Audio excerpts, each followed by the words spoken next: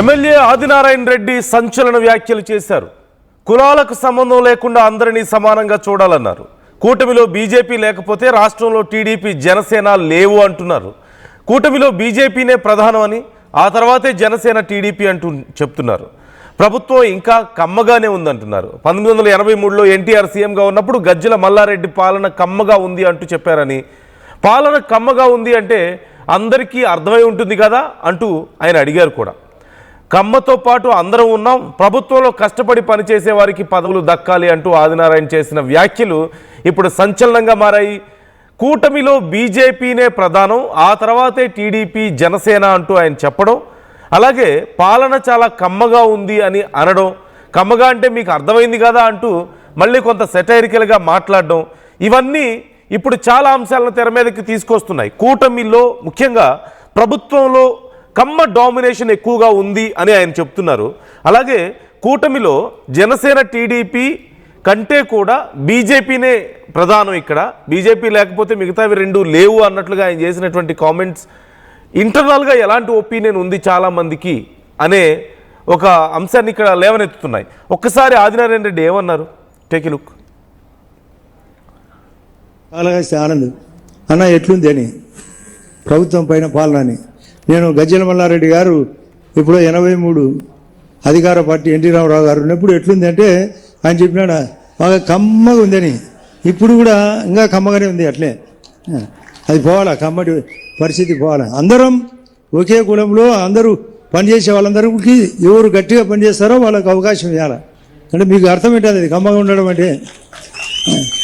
ఆ కమ్మతో పాటు అందరం ఉన్నాము ఇక్కడ కులాలు మతాలు కాదు.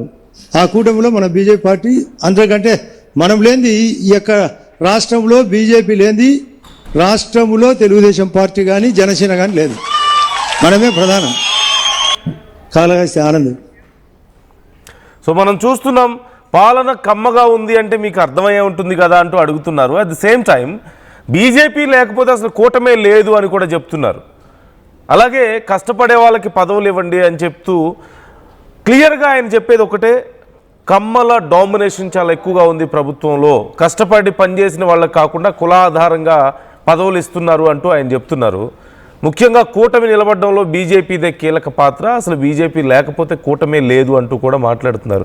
బీజేపీ తర్వాతే ఇటు జనసేన అయినా సరే టీడీపీ అయినా అని ఆయన మాట్లాడడం మనం చూస్తున్నాం. మరి ఏ ఫ్రస్ట్రేషన్లో ఆయన మాట్లాడారు అంటే ఉన్నది చెప్పే ప్రయత్నం. కొన్ని సందర్భాల్లో ఆదినారాయణ రెడ్డి చాలా స్ట్రైట్గా మాట్లాడుతుంటారు, కొంత సెటైరిక్గా ఉన్నప్పటికీ కూడా చాలా సూటిగా మాట్లాడేటువంటి మనస్తత్వం కలిగి ఉన్నటువంటి వ్యక్తి. ఆయన ఇప్పుడు ఈ సందర్భంలో ఎందుకు మాట్లాడారు అంటే బీజేపీకి ప్రాధాన్యత దక్కడం లేదనా, బీజేపీ నాయకులకి కూటమిలో ఎక్కువ ప్రాధాన్యత దక్కడం లేదని ఆయన ఫీల్ అవుతున్నారా, అలాగే కమ్మల డామినేషన్ ఎక్కువగా ఉందని ఆయన ఫీల్ అవుతున్నారా? డీటెయిల్స్ మనం తెలుసుకుందాం. సురేష్ జాయిన్ అవుతున్నారు, మా ప్రతినిధి. సురేష్, ఆదినారాయణ రెడ్డి అసలు ఎందుకు ఈ వ్యాఖ్యలు చేశారు అంటే ఆయనకి ఏమైనా దక్కాల్సిన పదవి ఏమైనా దక్కలేదా, లేకపోతే ఇంటర్నల్గా ఇంకా ఏమైనా కాన్ఫ్లిక్ట్స్ ఉన్నాయా? ముందు ఏదైతే ఆదినారాయణ రెడ్డి చేసినటువంటి వాక్యాలు తీవ్ర దుమారాన్ని రేగాయి రాజకీయాలు అని చెప్పాలి. తిరుపతిలో జరిగినటువంటి బీజేపీ ఓ కార్యక్రమంలో ఆదినారాయణ రెడ్డి హాజరయ్యారు. అయితే స్టేజ్ మీదకి ఎక్కిన తర్వాత మైక్ చేత పట్టుకున్న తర్వాత ఆదినారాయణ రెడ్డి చేసినటువంటి వాక్యాలు మాత్రం కూటమి నేతల్లో ఒక సంచలనంగా మారిందని చెప్పి చెవులు కొరుకుంటున్నటువంటి పరిస్థితి ఏర్పడింది. అయితే ఆదినారాయణ రెడ్డి కూటమి ధర్మంలో భాగంగా ఉండాల్సింది పోయి ఎందుకు ఇలా మాట్లాడాడు, ఎందుకు ఇలాంటి వాక్యాలు చేశారన్నటువంటి చర్చ మాత్రం జోరుగా సాగుతుందని చెప్పాలి. ప్రధానంగా ఆయన ప్రస్తావించినటువంటి అంశాలు మనం పరిశీలించినట్లయితే ఇదే కులాన్ని ఏదైతే కమ్మ పాలన ఇంకా కమ్మగా ఉంది కదా అని ఆయన చెప్పడం కావచ్చు, లేకపోతే పదవులకు సంబంధించి కావచ్చు, ఈ రెండు వాక్యాలు మాత్రం చాలా ప్రధానంగా నాయకులకు కొంతమందికి చొచ్చుకునిందని చెప్పాలి. ఎందుకంటే ఏ ఉద్దేశంతో అన్నాడు, ఎందుకు పర్టికులర్ గా కమ్మగా ఉంది పాలన అన్నటువంటి ఆ వర్డ్ ఎందుకు పర్టికులర్ గా అన్నాడు అన్నటువంటి అంశం మాత్రం తీవ్ర రాజకీయ చర్చగా మారిందని చెప్పాలి. అదే రకంగా పదవుల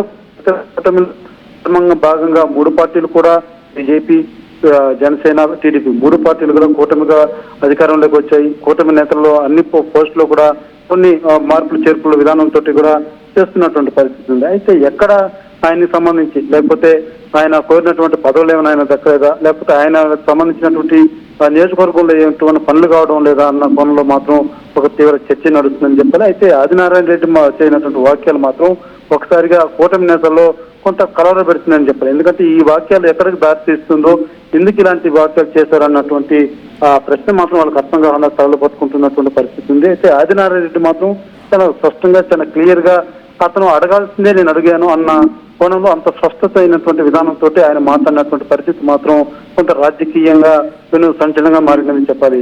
అంటే ఇక్కడ రెండు కనిపిస్తున్నాయి కదా సురేష్, మొదటి నుంచి కూడా కూటమిలో ఉన్నప్పటికీ బీజేపీ డిస్టెన్స్ మెయింటైన్ చేస్తూ వస్తుంది. ఈవెన్ మనం మేనిఫెస్టో టైంలో కూడా చూస్తాం, కనీసం మేనిఫెస్టో పట్టుకోవడానికి కూడా ఇష్టపడలేదు బీజేపీ నాయకులు. ఆ టైంలో చాలా విషయాల్లో బీజేపీ ఓన్ చేసుకునే ప్రయత్నం చేయలేదు కూటమి ఎజెండాలని. కొన్ని సందర్భాల్లో ఈవెన్ టీడీపీతో పోల్చుకుంటే జనసేన కొంచెం తక్కువ ఓన్ చేసుకుంటే బీజేపీ అసలు ఎక్కడ ఓన్ చేసుకోవడం లేదు చాలా అంశాలని.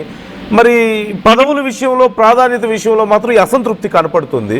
సో ఎలా చూడాలి ఈ డిఫరెన్స్ని మనం? ఏదైతే మీరు చెప్పినట్టుగా ప్రస్తుతం బీజేపీ ఇప్పుడు ఏదైతే స్టేట్ లో ప్రజెంట్ నడుస్తున్నటువంటి ఒక అంశం మనం తీసుకుంటే, కల్తీని వ్యవహారం సంబంధించి పెద్ద దుమారమే రేగుతుంది. తెలుగు రాష్ట్రాల్లోనే కాదు ప్రపంచవ్యాప్తంగా కూడా పెద్ద దుమారమే రేగింది కల్తీని ఈ వ్యవహారం సంబంధించి. ఇప్పటికే ఏదైతే జనసేన అధినేత పవన్ కళ్యాణ్ కూడా ఇటీవల ప్రెస్ మీట్ లో ఎందుకు వైసీపీ మాట్లాడుతున్నటువంటి మాట చెప్పుకోవట్లేకపోతున్నారంటూ కూడా ఆయన మీడియా ముఖంగా కూడా పార్టీ నేతలకు ఒక అసహనం వ్యక్తం చేసినటువంటి పరిస్థితి కూడా మనం చూసాం. బీజేపీ కూడా ఎక్కడే కానీ ఆ స్థాయిలో ఈ యొక్క వ్యవహారం మీద కూడా ఎక్కడ స్పందించినటువంటి పరిస్థితి కూడా పెద్దగా కనపడినటువంటి లేదు. ఏదైతే తిరుపతిలో ఉన్నటువంటి ఏదో కొంతమంది నాయకులు మాత్రం అడపదడప అలా మీడియా ముఖంగా వచ్చి వ్యతిరేకించినటువంటి పరిస్థితి ఉన్నప్పటికీ కూడా స్టేట్ వైడ్ లో మాత్రం ఎక్కడ ఆ స్థాయిలో ఈ కల్తీని ఈ వ్యవహారంలో వైసీపీ ధీటుగా మాట్లాడేటువంటి ప్రయత్నం కూడా చేయలేదన్నటువంటి వాదన కూడా వినపడుతుంది. అయితే ఈ నేపథ్యంలో ఎక్కడో తెలియని గ్యాప్ నడుస్తుంది, లేకపోతే ఏం నడుస్తుంది అన్నటువంటి ఒక అంశం మాత్రం కొంతవరకు ఒక చర్చనీయాంశంగానే మారిందని చెప్పాలి రాష్ట్రంలో.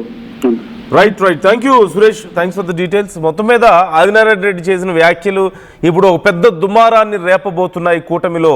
ఇది ఖచ్చితంగా వైసీపీకి ఒక పెద్ద బలాన్ని చేకూర్చే అంశం. వైసీపీకి ఇప్పుడు ఒక మంచి అవకాశాన్ని ఇచ్చినట్లయింది ఆదినారాయణ రెడ్డి. సో ఇప్పుడు వైసీపీ ఇదిగో కూటమిలో ఐకమత్యం లేదు, కూటమిలో నాయకులు అసంతృప్తిలో ఉన్నారు, ముఖ్యంగా ఆయన కమ్మగా సాగుతోంది పాలన అని చేసినటువంటి మాటలు వైసీపీకి మరింత అవకాశాన్ని ఇచ్చే పరిస్థితి కనపడుతుంది. అంటే కమ్మల డామినేషన్ ఎక్కువగా ఉంది కూటమిలో, ప్రభుత్వంలో పనిచేసే వాళ్ళకంటే కాస్ట్ రీజన్తోనే ఎక్కువ పదవులు ఇస్తున్నారు, ఇలా వైసీపీ ప్రచారం చేయడానికి అవకాశం ఎక్కువ కల్పిస్తుంది. At the same time Adinarayana Reddy వ్యాఖ్యలు కూడా అలాగే ఉన్నాయి, ఆయనకు కూడా అలాంటి ఇంప్రెషనే ఉన్నట్లుగా కనపడుతుంది. సో బహిరంగంగా ఆయన ఈ కామెంట్లు కూడా చేస్తున్నారంటే ఖచ్చితంగా బీజేపీ నాయకులకి అంత ప్రాధాన్యత దక్కడం లేదా కూటమిలో అనే ప్రశ్నని ఇక్కడ లేవనెత్తుతున్నాయి. At the same time caste బాగా ఎక్కువ ఉందా కూటమిలో, బాగా ఎక్కువ ప్రభావం చూపిస్తుందా అనేది కూడా చాలా కీలకంగా మారింది. మరి ఇప్పుడు దీనికి సంబంధించి బీజేపీ అధిష్టానం ఎలా రెస్పాండ్ అవుతుంది అనేదే చాలా కీలకం. బీజేపీ అధిష్టానం మరి ఆయన సొంత వ్యాఖ్యలని చెప్తుందా, లేదంటే సైలెంట్గా ఉన్నారు అంటే మాత్రం ఖచ్చితంగా వాళ్ళ వర్షన్ కూడా ఇదే అన్నట్లు మనం అర్థం చేసుకోవాల్సిన పరిస్థితి.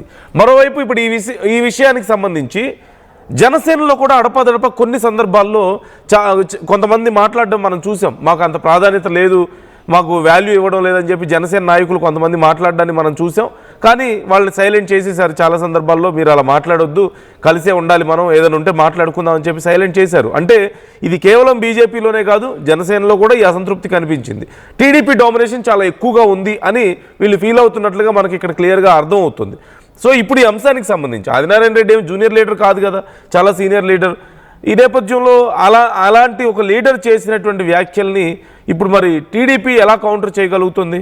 సైలెంట్గా ఉంటే అదొక తలనొప్పి, అలాగని సమాధానం చెప్పడానికి ప్రయత్నించినా సరే పెద్ద డిస్కషన్ అవుతుంది. మరోవైపు వైసీపీ ఖచ్చితంగా ఈ అంశాన్ని ఉపయోగించుకునే పరిస్థితులు మనకు క్లియర్గా కనపడుతున్నాయి. సో మొత్తం మీద ఆదినారాయణ రెడ్డి ఒక దుమారాన్ని రేపారు, కూటమిలో ఒక దుమారాన్ని రేపారు. And at the same time కూటమిలో కొన్ని ఇన్ఈక్వాలిటీస్ ఉన్నాయి అనే అంశాన్ని ఆయన ప్రధానంగా ప్రస్తావించారు. గతంలో జనసేనలో కొన్ని వినపడ్డాయి, ఇప్పుడు బీజేపీలో చాలా క్లియర్గా ఆయన బయట పెట్టడం జరిగింది. అంటే కూటమి లోపల ఇన్ఈక్వాలిటీస్ అండ్ కొంత గందరగోళం ఏదో ఉంది, కొన్ని అసంతృప్తి చాలా ఎక్కువగా ఉంది అనేది క్లియర్గా కనపడుతుంది ఈ వ్యాఖ్యలతో. మరి టీడీపీ